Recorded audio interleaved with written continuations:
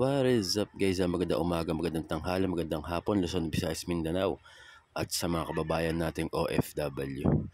Panibagong topic tayo mga kababayan regarding nga po dito sa dating administrasyon. Ang tanong, nabudol nga po ba tayo? Ako ay nagtatanong lang, pero bago ang lahat, panoorin muna natin itong video na ito mga kababayan. Nabudol talaga tayo ng Duterte administrasyon. Akalain mong napaniwala tayong matino at hindi kurap ang administrasyon ni Digong. Ngayon, 3 miyembro ng gabinete niya ang sabit sa mga anomalya. Si dating presidential spokesman Harry Roque at idinidiin ngayon sa iligal na pogo sa Porac, Pampanga. Si dating presidential economic advisor Michael Yang, subject ng investigasyon ngayon dahil sa drug bust sa isang warehouse sa Pampanga last year. At si dating DBM Undersecretary Christopher Lau ay sinampahan na ng kasong graft ng ombudsman dahil sa overpriced medical supply noong COVID pandemic. Ngayon, kayo ang magsabi, matino ba mga tao ni Duterte?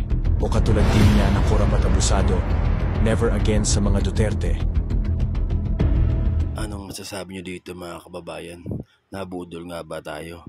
Mukhang may lumalabas ng mga ebidensya mga kababayan regarding nga po sa dating pamumuno at sa mga tao noon mga kababayan ng dating Pangulong Duterte.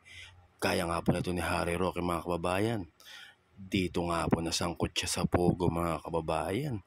At ang dating economic advisor nga mga kababayan na si Michael Yang, mukhang iniimbestiga na rin po, sangkot naman po sa droga nga sa Pampanga. At ito naman po si Christopher Lau mga kababayan. Nadamay din po sa overpricing nga po nitong mga medical equipment ng mga nakarang taon siguro nung panahon ng COVID. Mukhang naglalabasan ng mga baho na ginawa nila mga kababayan.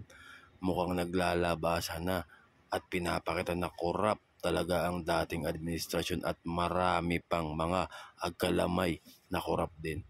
So, kayo mga kababayan, anong masasabi nyo dito?